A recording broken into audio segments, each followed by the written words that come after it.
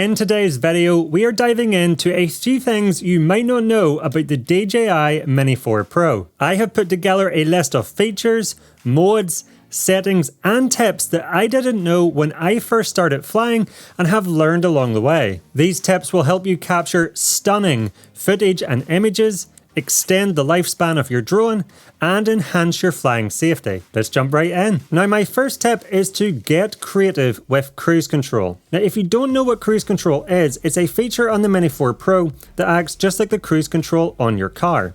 And what this means is you can start doing a drone move such as an orbit, but then you can enable cruise control and this locks them stick inputs in. And this means you can take your fingers off the joysticks and the drone will continue to do the move for you. But what you might not know is that this mode is super powerful for getting dynamic shots of yourself. So let's say, for example, I wanted to get a move where I am walking away from the drone's camera, but I want the drone to rise up vertically as this is happening to reveal my landscape. Now, this is not something you could do with tracking because the drone would start to follow you as you walked. And you also wouldn't want to try to do this move manually because it means you would have to be using the joysticks while walking, and this would probably result in a jerky movement. But by using cruise control, we can get the results we want very easily. All we have to do is start the drone ascending slowly. So I'm using stick mode 2, so I would do that by pushing up on the left joystick. And once I'm happy with the speed the drone is ascending, I can enable cruise control, and this now allows me to take my fingers off the joysticks, put the controller down by my side or hide it in front of me, and start walking away from the drone to achieve this awesome drone shot. Now, if you haven't cruise control already enabled, the way you go about this is by pressing the 3 white dots on the top right of the controller screen to access the settings menu, going to the control subheading, and then scrolling down until you see the button customization option, and then you want to tap into it. Now, I'm using the DJI RC2, so here you can see I can map it to either the C1 or C2 button on the back of the controller. So I'm going to choose the C1 button, so I'm going to tap that, and then you want to scroll down on the control menu and select cruise control. Now, all you have to do to use this feature is to start flying your drone in a certain direction, and once you're happy with the speed and movement the drone is making, tap that function button you just mapped cruise control to, and once you see cruise control appear on the screen, you can now take your fingers off the joysticks and the drone will continue to do that movement. Now, if you are a beginner filming on a very bright sunny day with harsh lighting, something I recommend doing is capturing video with the drone's back faced towards the sun, as this will give you a nice balanced exposure with your landscape and sky evenly lit. If instead you compose a frame facing direct sunlight, and especially in early mornings or late evenings where the sun is low to the ground, this becomes much more difficult to achieve a correct exposure. You will have very bright parts of the scene, such as the sky, and very dark parts, such as the ground. And in this situation, you will have to make a choice over what is going to be exposed properly. You can either expose for the sky by lowering the exposure, but this will make the landscape very dark, or you can expose for the ground, and this usually leads to the sky being washed out and overexposed. If you're using the auto exposure mode, I find the DJI Mini 4 Pro tends to expose for the sky, so this will result in quite dark footage most of the time. So to avoid this on a very bright sunny day, I recommend capturing footage with the sun behind the drone to get a balanced exposure and better looking footage. Now, I am fully aware as a beginner it can be very hard to remember all the features, modes and settings you should use to get the most from the DJI Mini 4 Pro, especially when you're out on location. So to help with that, I have recently released a set of cheat sheets that include 37 pages that you can either print out or download to your smartphone so that you always have them with you and never forget things like the best settings you should use, aerial cinematography tips, how to use all the modes and features, and more. And if you would like to find out more about these or pick them up, I will put a link in the description down below. The next thing you might not know is that zooming lowers the video quality. I know so many people who have been caught out by this. With the Mini 4 Pro, if you're capturing footage in 4K resolution, you can zoom up to 3 times.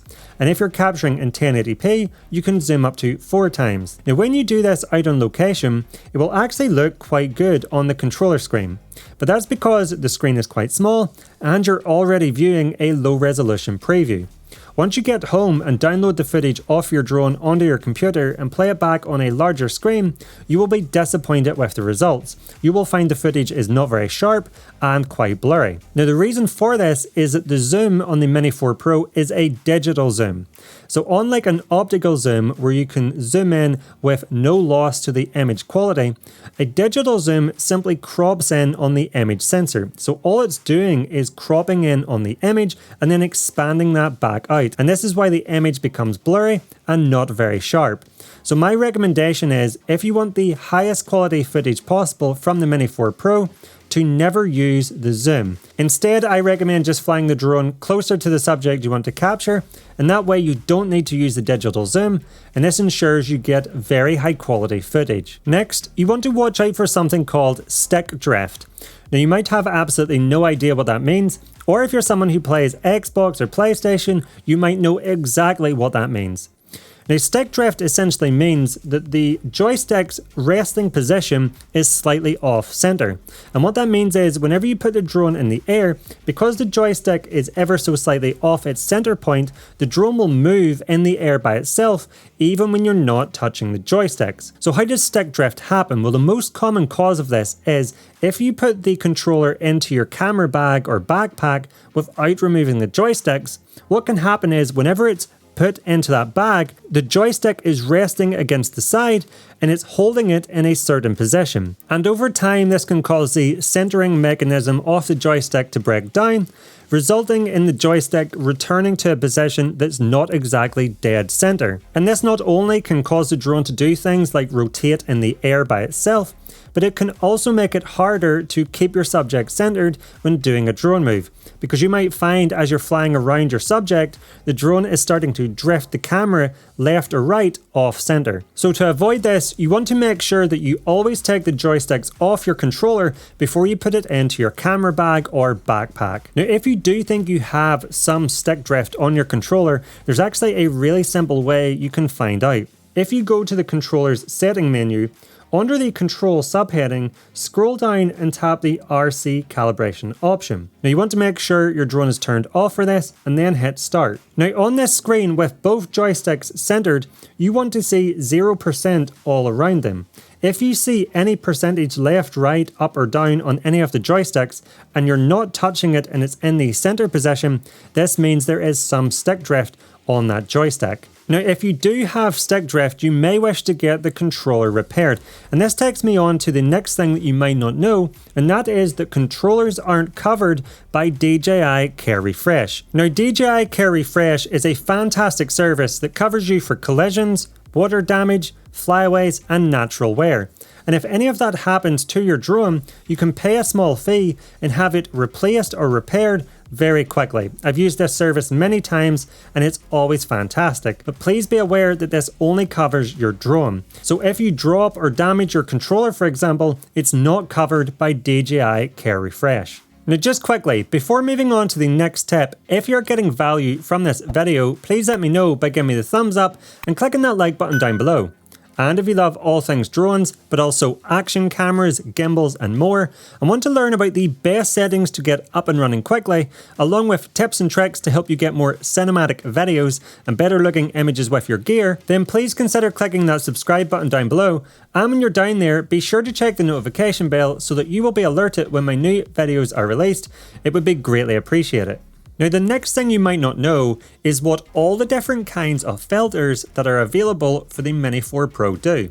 So to help you decide if you will actually need them, let's run through a quick crash course of what the most popular types of filters do. Firstly, there is a UV filter, and this stands for ultraviolet. And these filters cut down on some of the ultraviolet light hitting the drone's camera sensor. Now this used to be more important with old film photography, where them cameras were much more sensitive to UV light. Nowadays, with modern camera sensors, this is less of an issue, such as the camera sensors on our drones. So we use UV filters to simply add a layer of sacrificial glass in front of the camera, and this adds protection. Next we have an ND filter, and this stands for a neutral density filter. Essentially, in simple terms, All an ND filter is a darkened piece of glass that you place in front of your drone's camera to let less light in. Now, why would you want to let less light in? Well, very quickly, if you want to achieve motion blur in your videos, with motion blur being the streaking of fast-moving objects that makes the movement appear more natural, then you have to use a lower shutter speed. But lowering the shutter speed has a side effect of allowing more light into your drone's camera sensor, and this can usually result in an overexposed or blown out image, especially on a sunny day.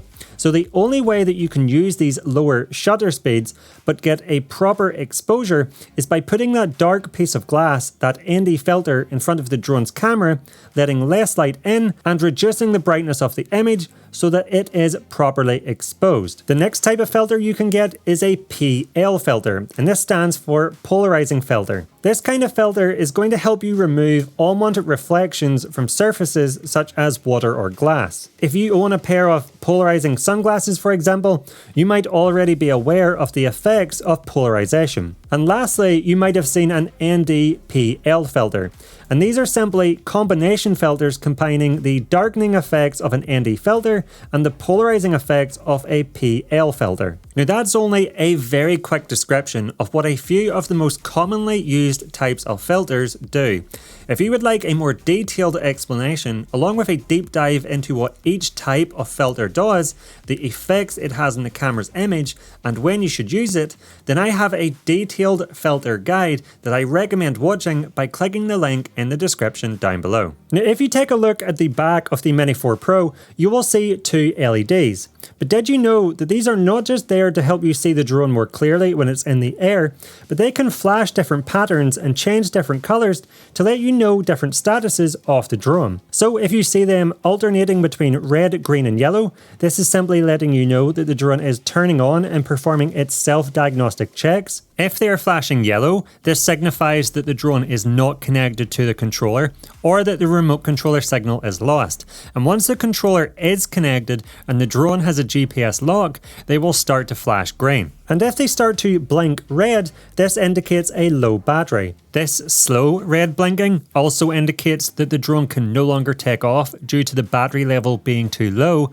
And lastly, if they start to blink red rapidly, this indicates a critically low battery. Now, when you're tracking with the Mini 4 Pro, you might encounter two different types of icons, a tracking box and a tracking pin. But what are the differences between these two icons, and why does the drone change between them? Well, if you see a tracking box, this indicates that the drone is using its visual systems to follow the subject that that box is drawn over. So as your subject moves around, the drone will follow them around. If you see a tracking pin, this indicates that the drone has changed to now just be locked on to a single location on the ground. And this will be where that pin is located. Now, the reason this changes is because if the drone loses its ability to visually track a subject, it will simply drop a pin on its last known location, and this is now what it's locked onto. And this generally happens if the subject you're following becomes quite small on the screen, or if your subject starts to move really fast and the drone can't keep up, you will see this change to a location pin. Just be aware that when you see a pin, it's no longer following your subject, it's simply locked onto a fixed point on the ground. Now, something that caught me out recently, and I only just discovered, is the fact that the Mini 3 propellers aren't compatible with the Pro models, the Mini 3 Pro and the Mini 4 Pro. And it's specifically the screw that differs between the Mini 3 and the Pro models. Now, this caught me out because I have a Mini 3 and a Mini 4 Pro, and when I looked at the packets of spare propellers, I thought, yeah, they look identical. So I just bundled them all together, and I always bring them out with me. Well, I recently broke a Mini 4 Pro propeller, and I only had a Mini 3 one to replace it with. But I thought this would be absolutely fine, and it was only when I went to tighten the screw off the new propeller that I realized that the Mini 3 propeller screws are longer and larger than the Mini 4 propeller screws. So don't get caught out by this. If you're buying spare propellers, don't assume that just because the Mini 3 ones look the same that they will work on the Pro models, because they won't. Now, if you've been unfortunate enough to crash or clip a branch and need to replace a propeller, You might have noticed that the little screwdriver that comes with the drone isn't ideal for removing the screws. I find it's slightly too big, and when I try to use that little screwdriver, a combination of its size and the fact it's a really tiny screwdriver, so it's hard to get a good grip off it, can lead to you stripping the screws on the propeller, and then this just means you're in a world of pain trying to remove that propeller. So what I recommend is that you pick up a better screwdriver for removing these screws when changing the props on your drone. Now, the correct size of screwdriver that fits perfectly for these screws and will prevent you from stripping the heads and allowing you to remove them much easier is a Phillips Head 000. And when it comes to changing the propellers, make sure that you don't over tighten the screws. Something you might notice if you wiggle one of your props up and down is that there is a little bit of vertical movement. You don't want to crank down on that screw when changing your props, as having an over tightened screw can cause the props to break off mid-flight, which would be a disaster. Now, something you want to be very careful of is making sure that you hold the joystick up for long enough when you're hand launching the drone. So the way you hand launch the drone using the joysticks is with the drone in your hand, you push the joysticks downwards and inwards to start the motor spinning, and then if you're using stick mode 2, you push up on the left joystick to ascend the drone out of your hand. But you want to make sure that the drone has fully left your hand and is hovering before you let off that joystick. Something that can happen is, once you push the joystick upwards, you can feel the drone start to lift off your hand, and the minute you feel it lift, you let off the joystick. But if the drone hasn't actually got into a hover yet, it could think that it hasn't taken off and cut the motors and drop out of the sky. So when hand launching the drone, always make sure that you keep that joystick held up until the drone is absolutely in the air and hovering. The next thing you don't want to do is to take your drone off from an angled surface. As what can happen is, once the props start to spin, the drone can get a little bit of lift and start to slide down that angled surface. And I've had situations where when this happened, the drone has actually thought that it's flipped over and has cut the motors out, and this could result in your drone sliding off that surface and getting damaged. So when taking the drone off, always take it off from a flat surface or hand launch it. Now, something else you might not know is that you can actually override a forced landing. Now, a forced landing occurs whenever the battery gets critically low, and the drone will automatically start to lower towards the ground to land.